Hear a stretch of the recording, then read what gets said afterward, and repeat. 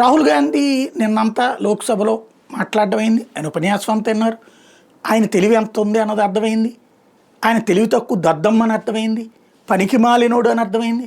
Subject లేనోడు అని అర్థమైంది. కేవలం తీవ్రవాదులకు మద్దతుగా లేదా భారత్కి వ్యతిరేకంగా మోడీ మీద ఉన్న ద్వేషంతో దేశం మీద ద్వేషిగా మారిపోతున్న మరొక తీవ్రవాద భావజాలికుడిగా మారిపోయాడని అర్థమైంది.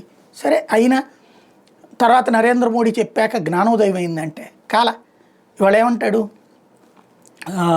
అమెరికా అధ్యక్షుడు చెప్పేది నమ్ముతాడట. ఎందుకని అంటే టారిఫ్ల విషయంలో ఒప్పందం అడుగుతున్నాడట. అంటే ఏంటి ఈయన ఉద్దేశం? రెండు రకాలుగా ఏదో ఒక విధంగా దేశం నాశనం అవ్వాలి. అమెరికాతో మనం ఒక పక్కన చర్చలు జరుపుతున్నాం. టారిఫ్లు ఇంకా ఫైనల్ కాలేదని వాళ్ళు కూడా ట్రంప్ వార్నింగ్ ఇచ్చాడు. భారతదేశం నరేంద్ర మోడీ నాకు ఫ్రెండే కానీ అని చెప్పి పొద్దునే నేను ఒక వీడియో కూడా చేశాను.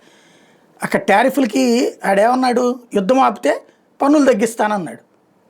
మరి ఇంకో పక్కన పన్నులు మా దగ్గర నుంచి ఎక్కువ వసూలు చేస్తున్నట్టు కూడా తగ్గించాల్సిందే అని అడుగుతున్నాడు. ఇంకెక్కడ ఒప్పందం ఉన్నట్టు అక్కడ?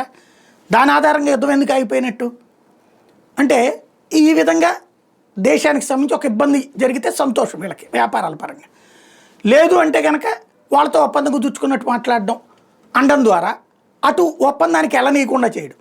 రెండు రకాలుగా దేశం నాశనం అవ్వాలి, దేశ విదేశాంగ విధానం నాశనం అవ్వాలి, దేశ వ్యాపార విధానం నాశనం అవ్వాలి, దాని ద్వారా రాజకీయ ప్రయోజనం పొందాలి. ఇది రాహుల్ గాంధీ ఉద్దేశం.